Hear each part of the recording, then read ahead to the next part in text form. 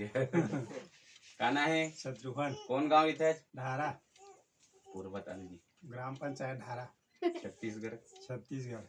का परेशानी रही तुला? अब खांसी परेशानी रही है। दवाई ऊपर कब से? अरे है कम से ऐसे कम 15 दिन सीधा रही रख। है। तो और दवाई करे रहे दूसर?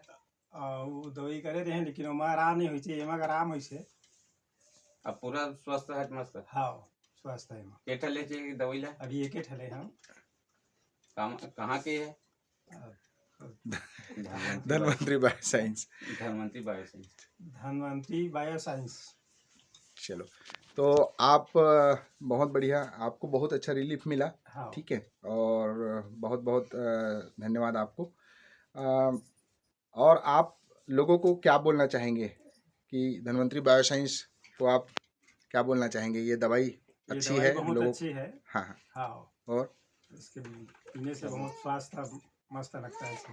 लोगों को लेना चाहिए। हाँ लोगों को लेना चाहिए। चलिए, क्या नाम बताया आपने? शत्रुघ्न साहू। शत्रुघ्न साहू जी। चलिए शत्रुघ्न साहू जी, और हम जगमोहन साहू जी का बहुत बहुत धन्यवाद देते हैं कि आपने जो इसका रिजल्ट बताया।